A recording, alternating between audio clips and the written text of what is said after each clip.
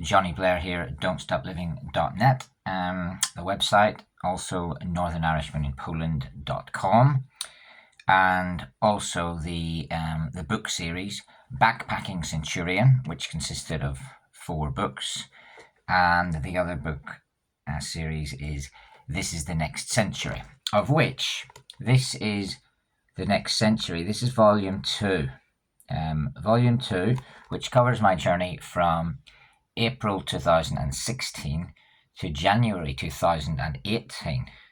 So it's almost 2-year journey, and it's known as Starogard Girl.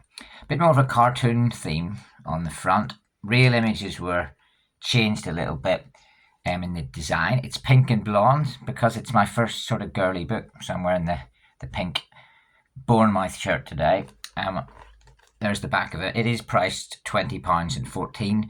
The pricing is always strategic, and it can vary depending on what retailer is selling it, whether it's like Waterstones or Amazon or Barnes & Noble or Lulu direct from the publisher. So the book has 265 pages, of which the last 2 pages actually is that. This page just says, "Thank you, Starogard Girl." So the book, as the title suggests, is related to a story about a girl, but of course it's mostly just a travel story about places I went, things I did, and what I enjoyed. So I'll read out the back cover first of all, after a sip of tea. This is the Next Century, Volume 2, Starogard Girl. A quote: "Drowned in love and false kisses, a gathering of no meaning." Richie James Edwards. Starogard Girl is a song, a story, a book, and a person. On Jonny's journeys he encountered the famous to infamous Starogard Girl.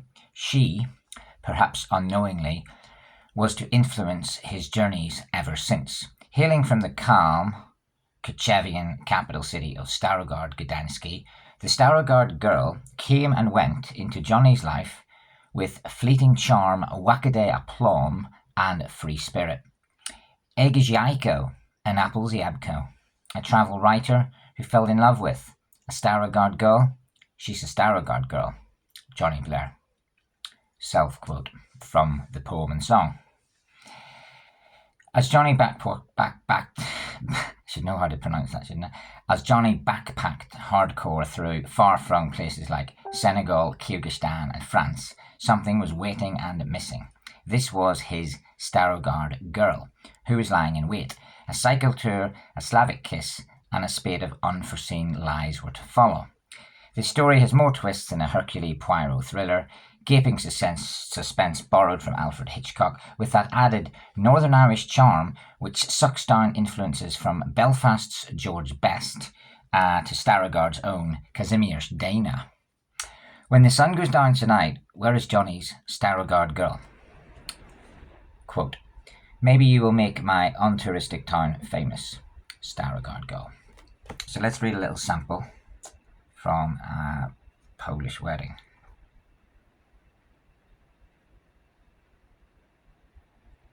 Let's go to page, I'll just pick a random page. Page 167. Here we go.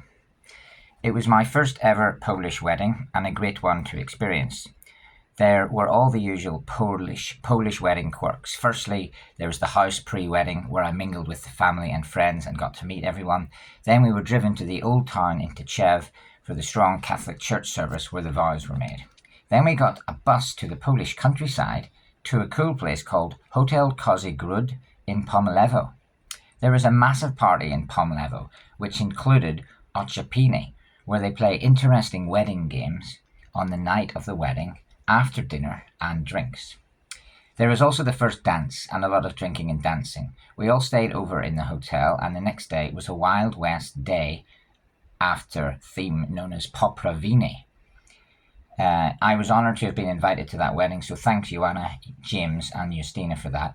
Out of the 3 weddings, Daniel, Jody and Joanna, for sure, I went to the least likely one of the three, but that's all done now. Incidentally, this is from a chapter called 5 Weddings and No Funeral. Next up, in 2017, there were 2 more wedding invites. Daniel Darts was marrying Hannah.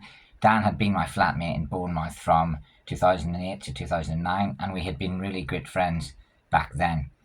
Dan and I went to loads of AFC Bournemouth matches together. This time I said yes and actually went. It was a brilliant wedding, which meant reunions with my other friends, Austin Shepherd, Patrick Hogan, Daniel Meeks, Richard Rowland and Chris Shepherd. Millwall Neil, of course, would also be there, and I roomed with him and Austin at a place called Hyde Cottage in Wareham, Dorset. Dan is from Cornwall and Hannah is from Watford, but they met in Bournemouth. Naturally, the wedding was in Dorset at Kingston Country Courtyard. This was an exquisite and lovely setting in the Purbeck Hills. The wedding involved the main service, then the dinner, and then the party where Dan and Hannah had organised some Irish dancing and music from a band called Murphy's Lore, which was cool. The wedding was on the 25th of March 2017, and the next day in Poole Park I played crazy golf with Austin and Millwall Neil before a bus to Heathrow for an 8 p.m. flight. I had no time to dwell. On the 26th of March I flew to Hong Kong. I did write that there were 5 weddings and no funeral, and so the 5th one was also a good friend, Artur Gorecki from Warszawa. I had worked with Artur back in 2005 at Best Break in Bournemouth, and Artur and Gosh's wedding was to take place in June 2017. By the time I had been to that wedding, it could have been 5 weddings for me in the space of just under a year, or 6 weddings in just under 2 years, factoring in cousin Matty's wedding. But I had missed 2 of them, Daniel and Jody. I had made it to Artur and Gosh's wedding in June 2017 to complete a hat-trick of weddings in a short time. Their wedding was also in a lovely countryside setting at Milanowska Wólka and Gmina Nowa Słupia within Poland's Kielce County Świętokrzyska Voivodeship.